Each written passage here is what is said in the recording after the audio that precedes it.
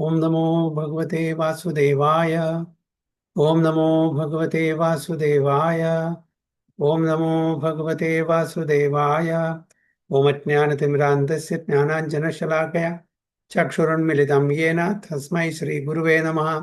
श्रीचैतन्यमनोभीष्टं स्थापितं येन भूतले स्वयं रूप कदा मह्यं ददाति सुपदान्तिकं वन्देऽहं श्रीगुरुं श्रीयुतपथकमलं श्रीगुरुं वैष्णवांश्च श्रीरूपं साग्रजातं सगणरघुनाथान्वितं तं सजीवं साद्वैतं सावधूतं परिजनसहितं कृष्णचैतन्यदेवं श्रीराधाकृष्णपादान् सगणललिता श्रीविशाखान्वितंश्च ये कृष्णा करुणा सिन्धो दीनबन्धो जगत्पते गोपेश गोपिका कान्द राधा कान्द नमोस्तुते तप्त काञ्चन गौरांगी राधे वृन्दावनेश्वरी वृषभानुसुते देवे प्रणमामि हरिप्रिये वाञ्छाकल्पतरुभ्यश्च कृपा सिन्धुभ्येव च पतितानां पावनेभ्यो वैष्णवेभ्यो नमो नमः। नमः ओं विष्णुपादाय कृष्णपृष्ठाय भूतले श्रीमते भक्तिवेदान्त स्वामिनिधि नामिने नमस्ते सारस्वते देवे गौरवाणी प्रचारिणे निर्विशेष शून्यवादी पाश्चात्य देश तारिणे जय श्री कृष्ण चैतन्य प्रभु नित्यानंद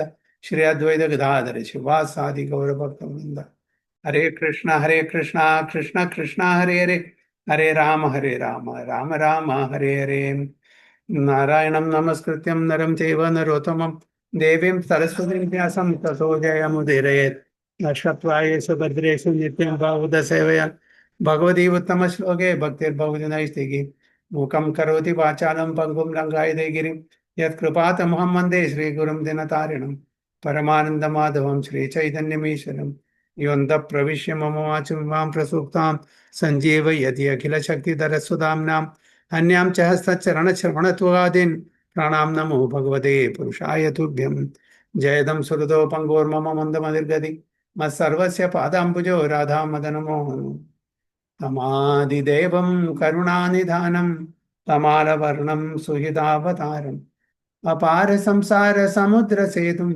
भजामहे भागवतस्वरूपम् परमानंद पाठाय प्रेमवर्षीयक्षराय दे सर्वदा सर्वसेव्याय श्रीकृष्णाय नमोस्तुमे गुरुवे गौरचंद्राय राधिकाय तदालये कृष्णाय कृष्णभक्ताय तद्भक्ताय नमो हरे कृष्णा हरि ओम तत्सत. So welcome all the devotees for today's Srimad Bhagavatam class. So we are reading from Srimad Bhagavatam chapter 6, right?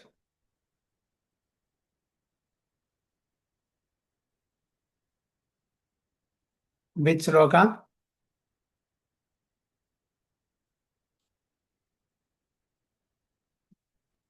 I think we completed chapter 6. I think last sloka was 37, text 37. Text 37. 38 is this last sloka. 38, I think we completed the chapter last time. Okay, so next chapter we have to take. So, chapter 7. Okay, so before we start, as we have promised last week that we will start with the story of Yamunacharya. Hare Krishna, Mayuri Mataji. Hare Krishna, Prabhuji, this may Hare Krishna. Danda Pranam, Prabhuji. Hare Krishna. Sorry, Hare Krishna. Okay, Hare Krishna. So last week we have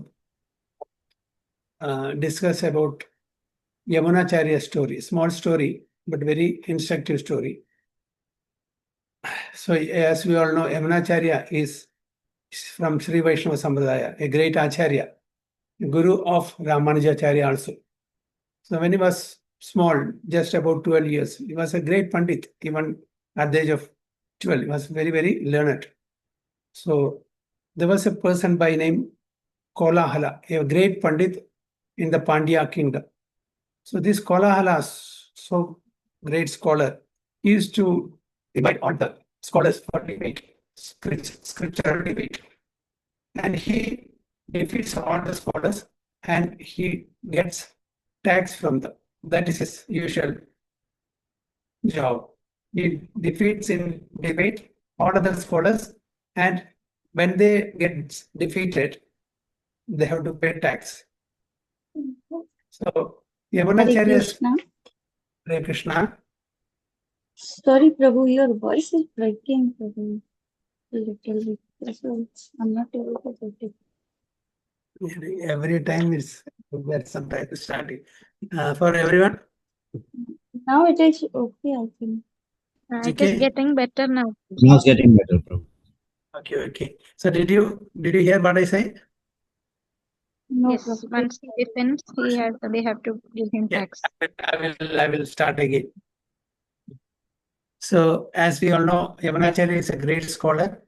He is from Sri Vaishnava Sampradaya and he is the guru of Ramanuja Acharya. Ramanuja Acharya is the founder of Sri Vaishnava Sampradaya in the recent time, like a prominent Acharya. So he is the guru of even Ramanujacharya. So he was a great scholar even when he was very young.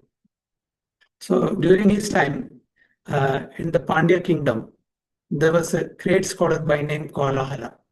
So usually what he does, he invites all the scholars in that area or from other areas also and perform debates in spiritual subject matters. He defeats them and gets tax for the kingdom. So whoever gets defeated, they have to pay a certain amount of tax. And so this was his usual job. So one day he invited Yamunacharya's guru also. So he got defeated and he has to pay tax. So since he was not having money, so he used to come and abuse him, his master, Yamunacharya's guru. So he heard about this. What happened? What is the reason? Then he said, this is the reason. Because I got defeated, I don't have money to pay the tax. So that's why his people are coming and harassing me for not paying the tax because I got defeated in the debate. So I said, don't worry, I will go and defeat that Kolahana in the debate. I will invite him for the debate. I will defeat him. Then you'll be free from paying any tax. I said, okay, good. So Yamunacharya informed the king that I will come and have the debate with the Kolahala. So please arrange. So king said, okay, so a small boy of 12 years, he is coming to debate with this scholar. Okay, let's see this one. Then he said, okay, I am going to debate with a great scholar. So you should give me the respect that you give to that scholar also. So you should take me in a palanquin, not, I will not come by cycle or rickshaw. you should take me in a palanquin because I am going to debate with a scholar of that cadre. So you should give me the same respect. So the king said, okay. So wait. So he was taken in a palanquin and Kolahara in his mind was laughing. This boy is going to debate with me and defeat me. He was laughing inside. But the king was very much surprised. This boy, if he has invited him for a debate, definitely there should be something. So he was very, very, very much anxious for the debate. Then the usual debate he did not conduct. Who? Yamunacharya, the boy Yamunacharya, 12 years old. I will put forward 3 statements. You have to refute these 3 statements. If you cannot refute, then you are defeated. Based on Shastras, I will put forward 3 statements. You have to refute. What were the 3 statements? The first statement, Yamunacharya is telling Kolahala, you have to prove that your mother is not barren.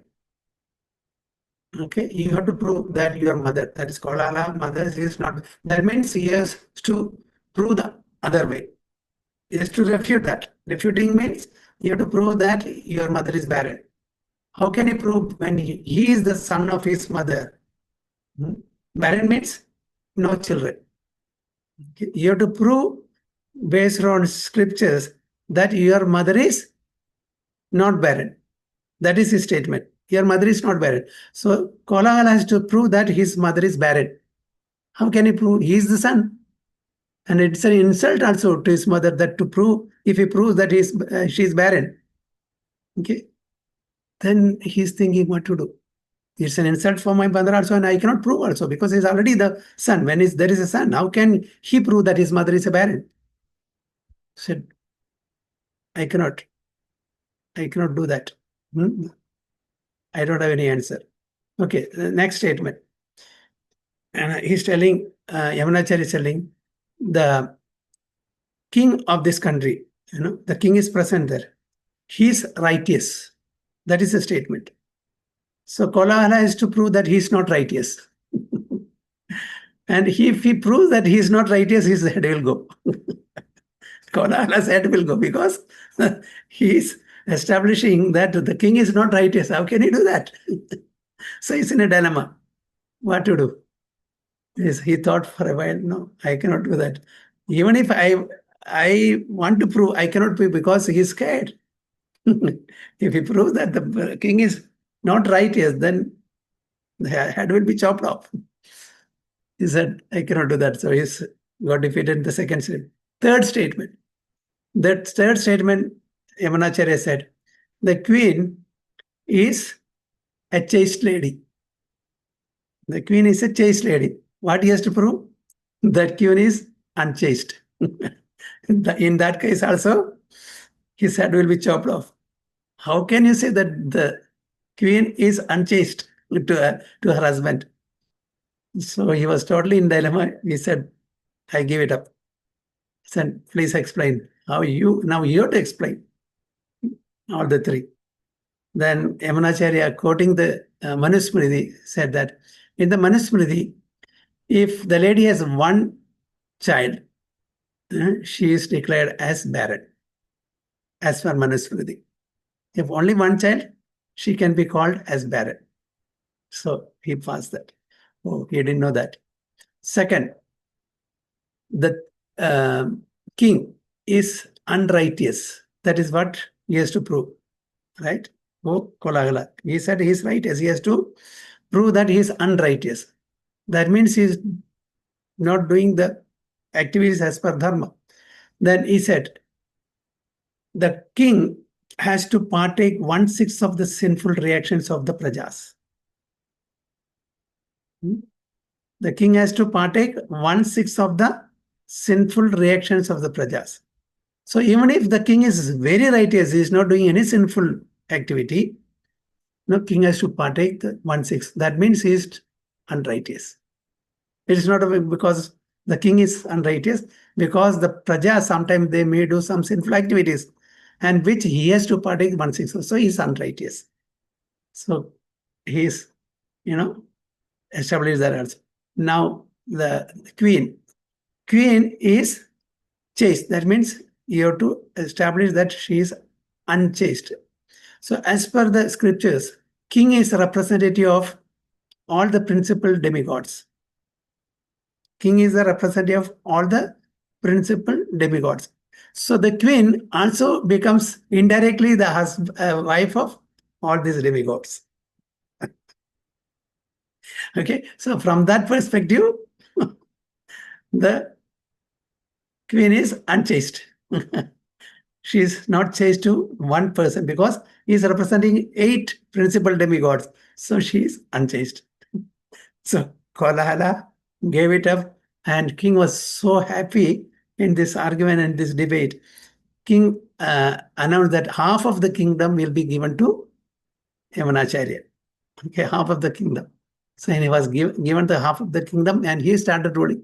So Yamunacharya was so happy, and he started ruling this kingdom, and he was living very luxuriously, very, what you call, in a very opulent way.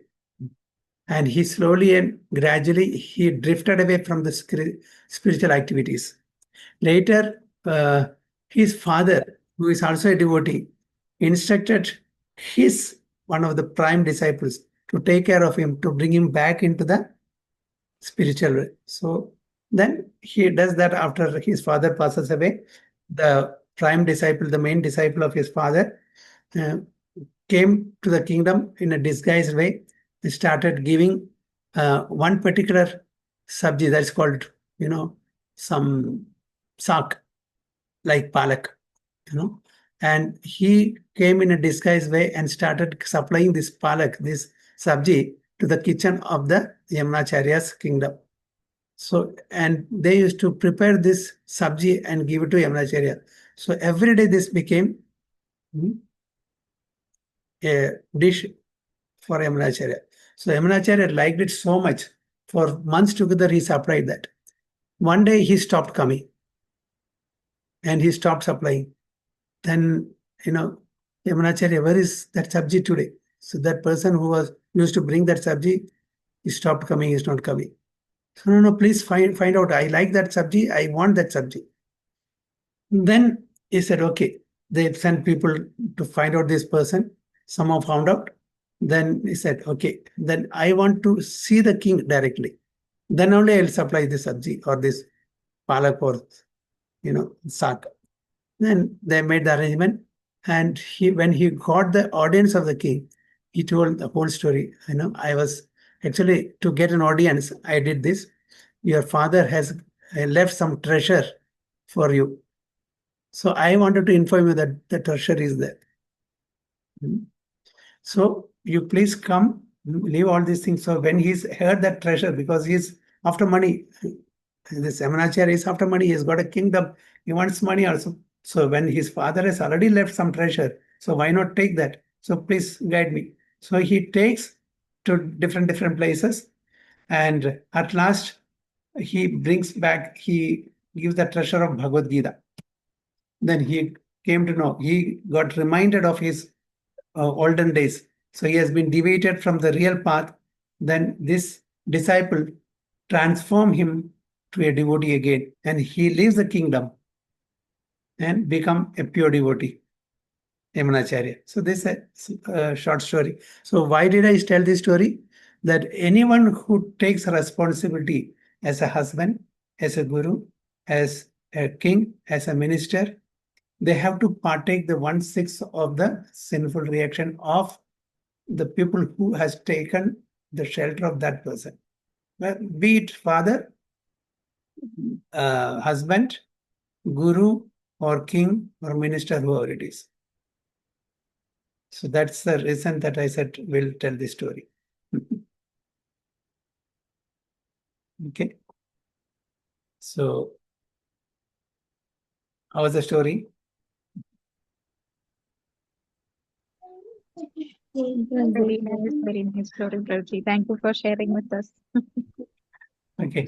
Good story, Prabhuji, but it is not fair with the man's, no, Prabhuji. The woman's wife take pious activity 50% and man has to take 1/6 of the sin of the wife. Okay. And similarly, there was a small story, Chaitanya Mahaprabhu was telling Sanatana Goswami, before he started instructing Sanatana Goswami in Varanasi for 2 months. So Sanatana Goswami was instructed by Chaitanya Mahaprabhu that you go to there are 4 directions, right? East, west, north, and south. You go to east, you will get the treasure. You should not go to any other direction. Then he's telling, Sanatana Goswami was instructed by Chaitanya Mahaprabhu that you go to north. It is, that place is full of wasp. You know what is wasp? WASP. Wasp. In Malayalam, we say Kadnal. Just like, what do you call it? The honeybee, some bees, if you bite it, it's very, very painful. Okay, wasp. So you don't go there. You will not get the treasure. Don't go to where? Which place? North. Don't go to west also. West, because there are ghosts, disembodied beings, ghosts. So you will not find west also treasure. And don't go to south also. South you will find serpents, very, very poisonous serpents. But you go to east, there you will get the treasure. What is that treasure? Bhakti. So, north is compared to what do you call Jnanis. No, north is, I think, it is Karmis. North is Karmis. Okay. And west is Jnanis. And south is Yogis. And east is Bhaktas. So Bhakti Marga is the actual treasure.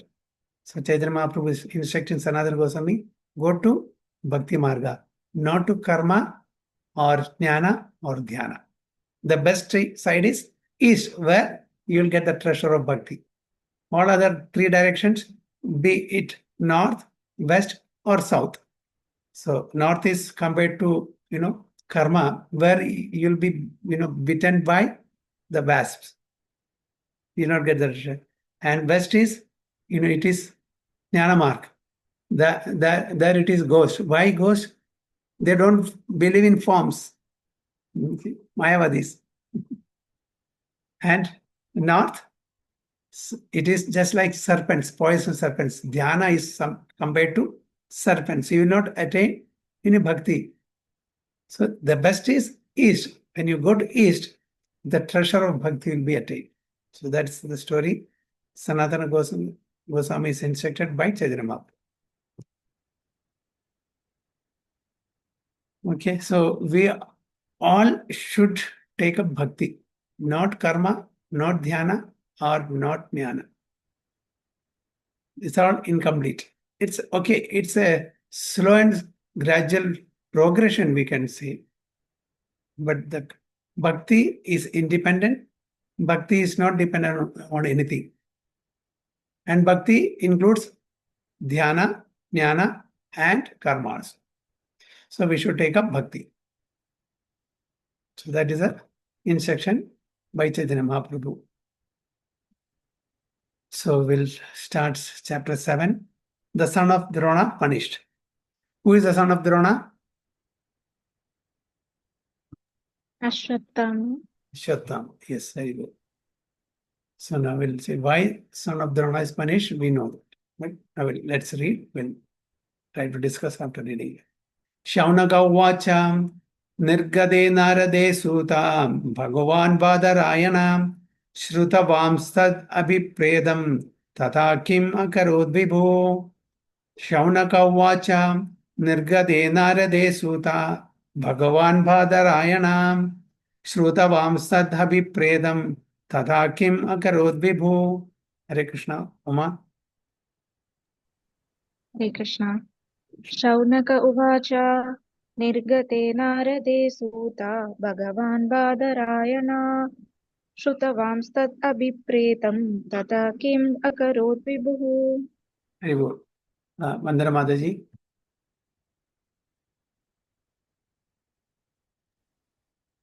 Hare Krishna. Nirgate narade sute Bhagavan Badarayana Shrutavastadvipretam Tatakyam Karodibhu. Okay. Parag Prabhu. Krishna Prabhu. Shaunak Uvacha Nirgate Narade Suta Bhagavan Badranarayana Shrutva Vastat Pretam Tatkim Karo Dribhu. Okay. Translation. Rishi Shaunaka asked, O Suta, the great and transcendently powerful Vyasadeva, heard everything from Sri Narada Muni. So after Narada's departure, what did Vyasadeva? Here, Vyasadeva is addressed as Badarayana. Okay, here look, Vyasadeva, Veda Vyas. Why Badarayana? Why did he get the name Badarayana? Parag Prabhu.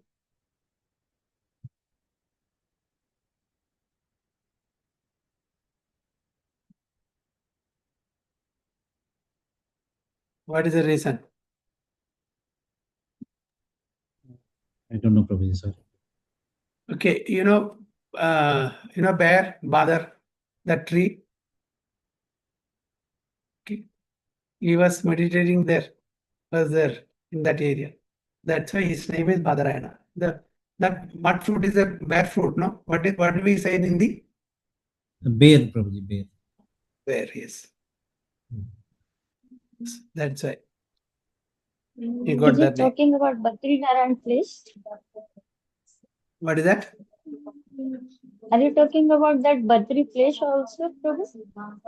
Yeah. Badri, bear, Badarayana is connected to that. Okay. Bear. So here Shaunaka is asking, O Suta, the great and transcendently powerful Vyasadeva heard everything from Sri Narada Muni. Okay. So Narada Muni instructed Vyasadeva that what went wrong with him, why he was despondent, why he was dejected. So he instructed everything. Now after that, after Narada's departure, what did Vyasadeva do? That is a question raised by Shaunaka to Siddha Goswami. So now Sukadeva Goswami has not come into picture at all. We are hearing from that. We are hearing the discussion between Siddha Goswami and Shaunaka Rishi. Shaunaka Rishi is, they are asking question. Siddha Goswami is reply. Whatever he heard from here, what do you call it? What is the place called? Sukata.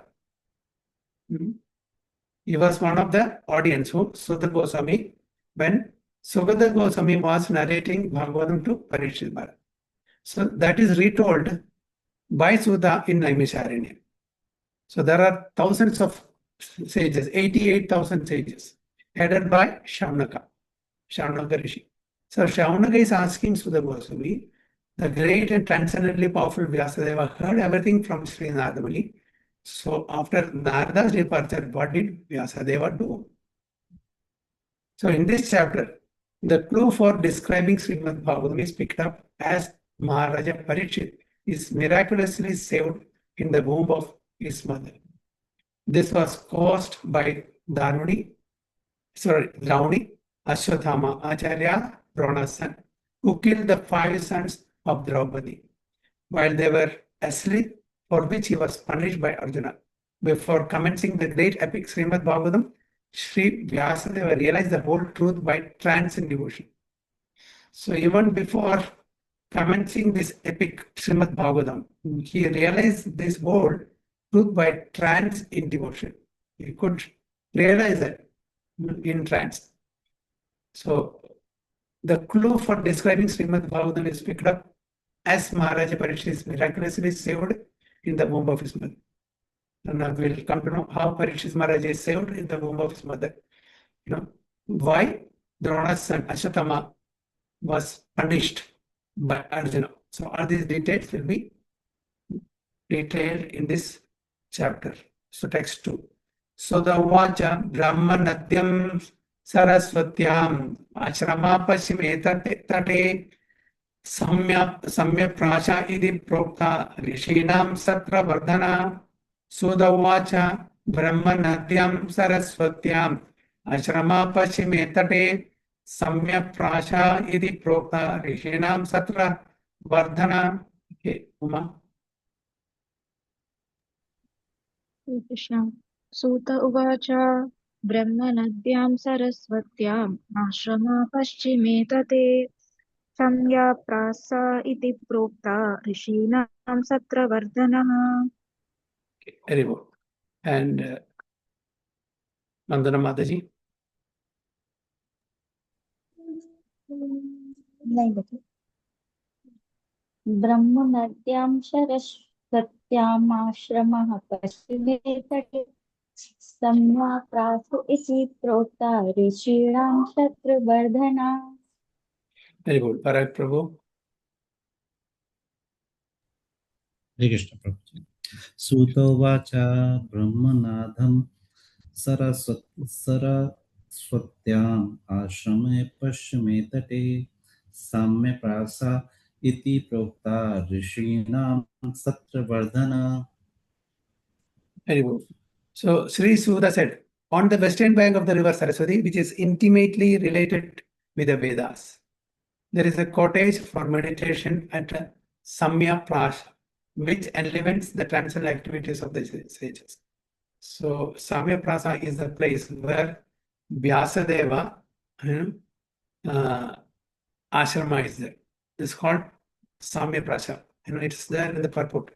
For a spiritual advancement of knowledge, suitable place and atmosphere are definitely required. Now, if you are going to meditate, you cannot sit at home and meditate. Can we? Husband will call, wife will call, children will call, newspaper will come, milk person will come, telephone will come. Okay, meditate. So you have to go to a secluded place. Now, there are no disturbance. Okay. Only you. Nobody will. And that's why in the olden days, people go to forest to meditate. And why forest? On the bank of river, they will go. Why forest or the banks of river? Something is selected. What is the reason? Not any towns, not cities. They go to forest or on the bank of rivers. Why? What is the reason? Here, the place on the western bank of the Saraswati is pretty suitable for this purpose. Yes. Yeah. Madaji? A more secluded place. It's a secluded place. Yeah, but more than that, definitely we need a secluded place. We need a private place where there are no disturbances. That's why we go out of cities and towns. But more than that, what's the speciality, significance of forest or river bank and all? Or most of the people go to river bank and such a place where it is forest is also there, but nearby there will be a river. So what's the significance? What is the significance? Why we have to go to such place?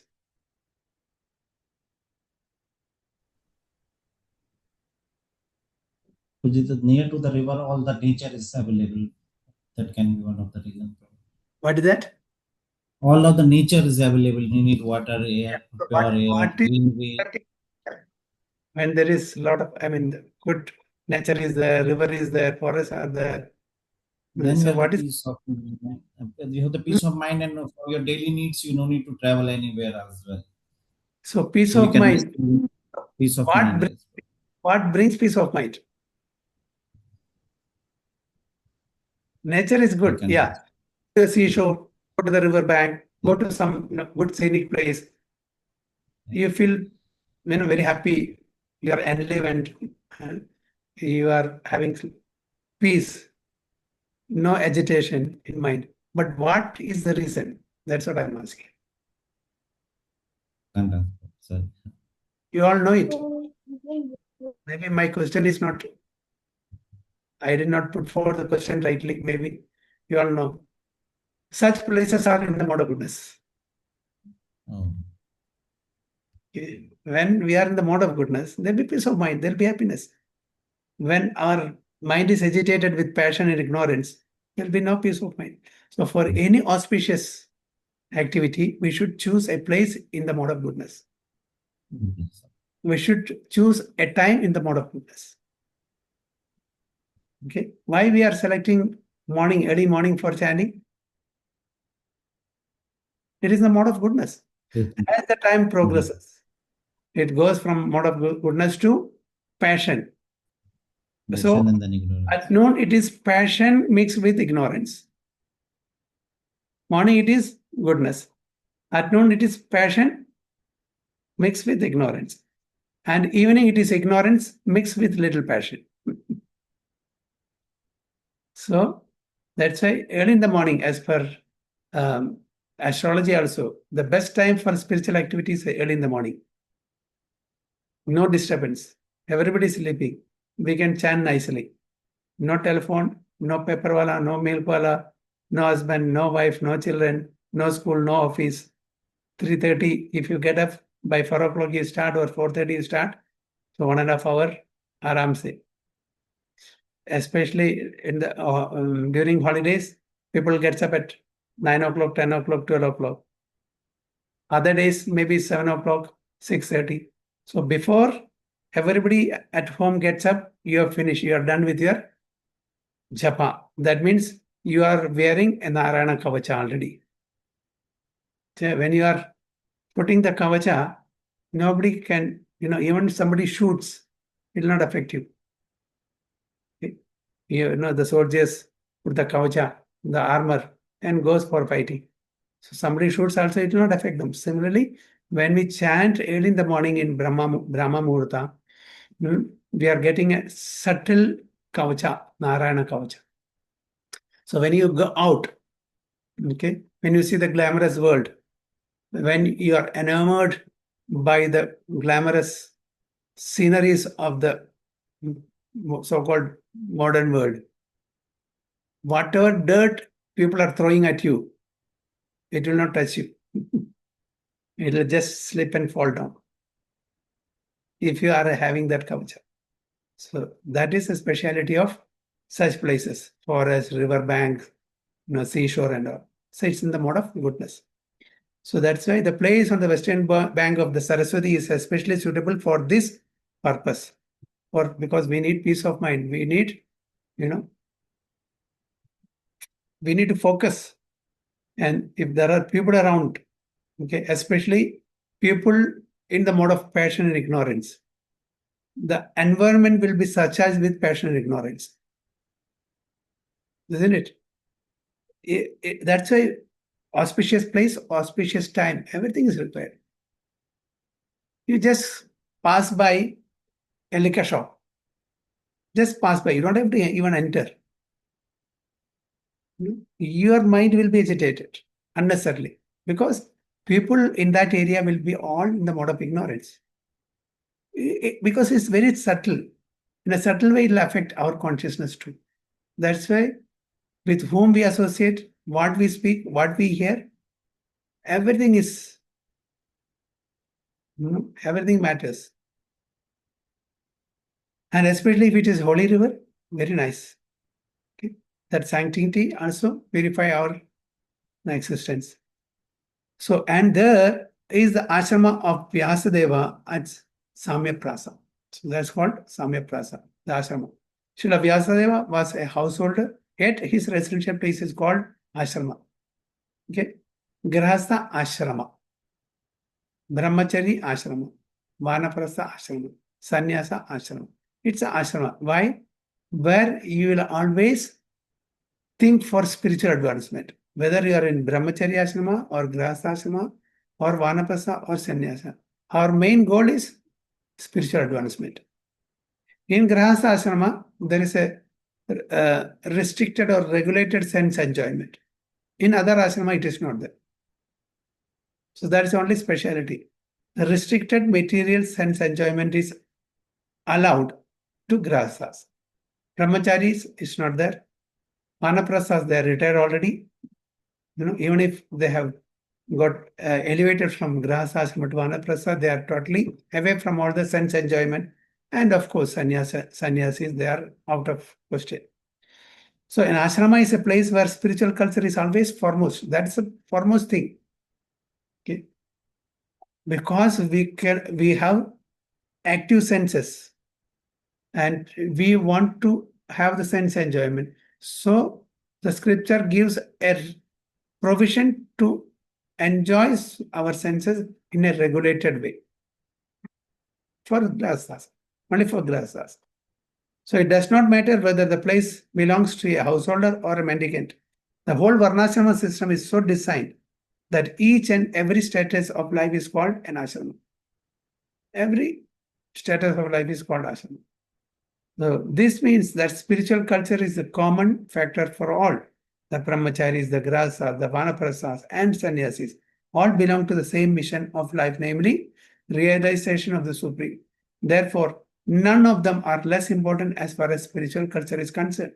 The difference is a matter of formality on the strength of renunciation. Okay. The sannyasis are held in high estimation on the strength of practical renunciation. They are on the higher level because they are totally out of material enjoyment. Grahasthas are to some extent. Okay. Vanaprasthas is the preliminary stage for sannyasa. So sannyasa is totally renounced. So class 1, class 2, class 3, class 4. In every society, it's there. In Parag Prabhu's office, there is a CEO, right? There's a general manager, right? There are some managers, some supervisors, some officers, some clerical staff, and some lower grade staff. Is there? Not everyone is equal, right? Why? Then why do we speak of equality? If everyone is equal, everybody should be CEO. Why somebody is getting high salary? Why somebody is getting lower salary? Why is somebody is getting greater respect than others? Here, they say you should treat equally everyone. Everybody should be given equal treatment. So why in Hinduism there are Brahmanas? Oh, they are great, high class. Kshatriyas, high class. Vaishyas, okay, little lower, but still high class. Shudra. When in our material world, there are CEOs, general managers, supervisors, officers, clerk, peon, driver. You have differentiations. So why not in this? There are intellectual class, there are administrative class, there are mercantile class, there are labor class. It is there. In a society, it is required. But when we say Brahmana, Kshatriya, Vaishya, Shudra, it is discrimination. You say class 1, class 2, class 3, class 4, it's okay.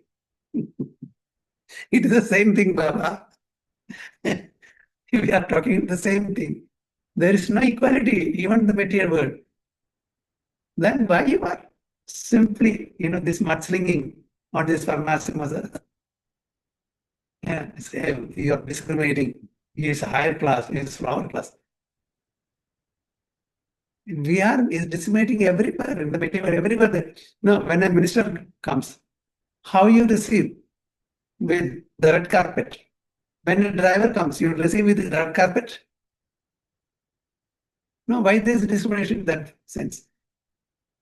So there was a gathering of some 200 plus chartered accountants. So His Holiness Radha Swami was addressing the chartered accountants about spirituality in the present day. So after the lecture, from the audience, one person to, so Swamiji, so you are the higher class. Okay. If everybody becomes like you,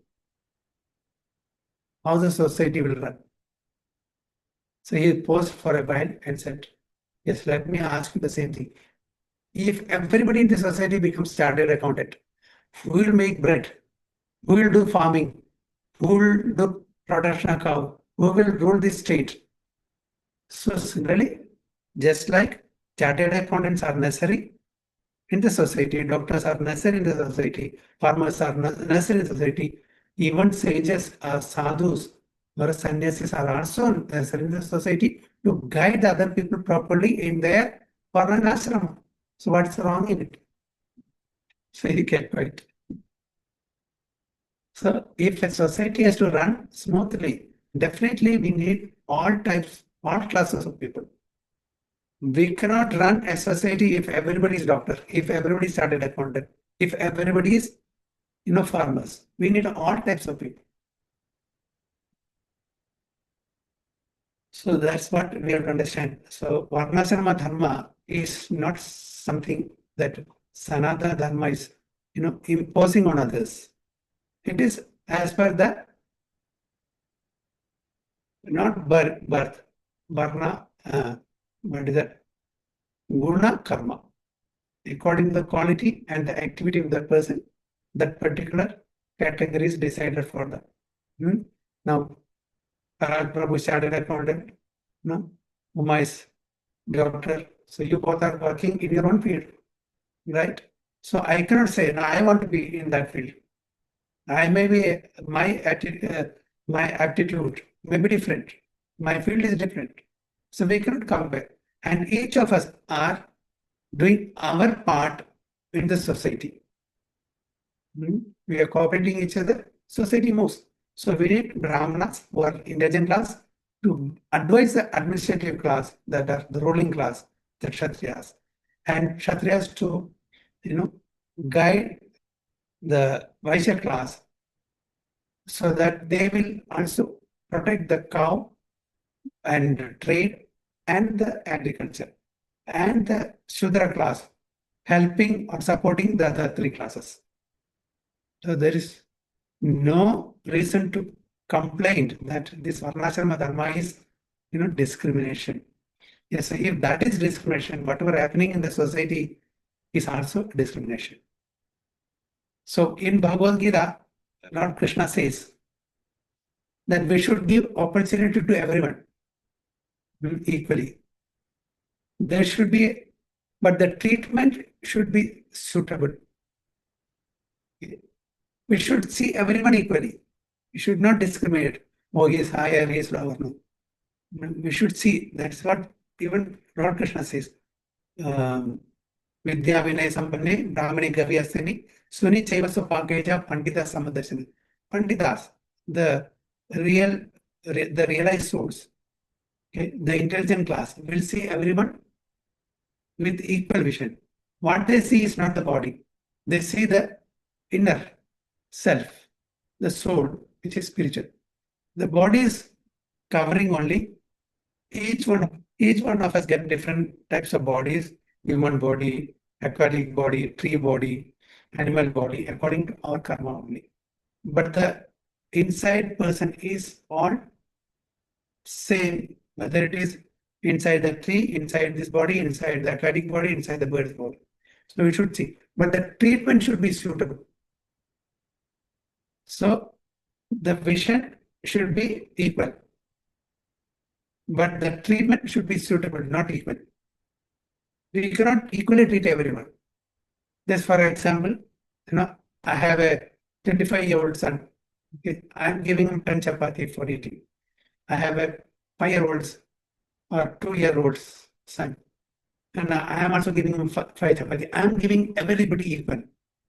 Can you digest? No.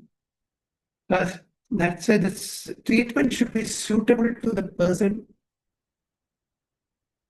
not equal.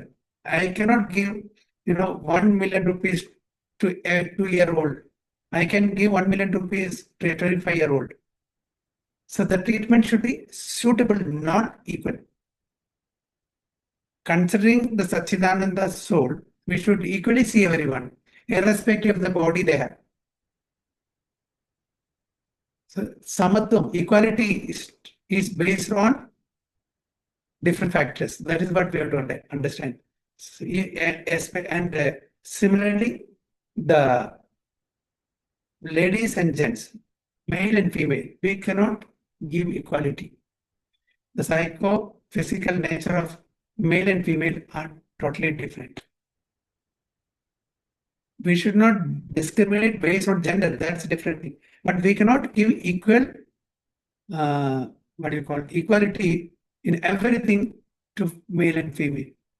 Certain things male will be expert, certain things female will be expert. So we have to understand this. So when it comes to equality, suitable treatment should be given according to the nature of that particular person. We cannot impose.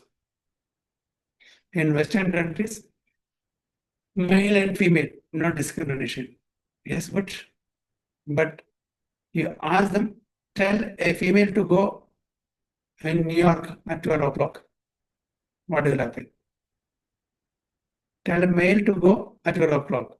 He will come without any problem. Most probably. Most probably. We cannot guarantee.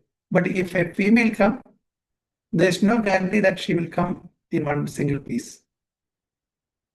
So where's the equality? So as I said, we should see the different factors when we give equality. It is easy to say, they're all human beings, should give equal treatment to everyone. The ladies should be respected. The ladies should be protected at all times. That is what Veda says. When they are children, they should be protected by parents. When they are grown up, they should be protected by husbands. When they are elderly, they should be protected by children. So this is not there in the Western culture, which we want to,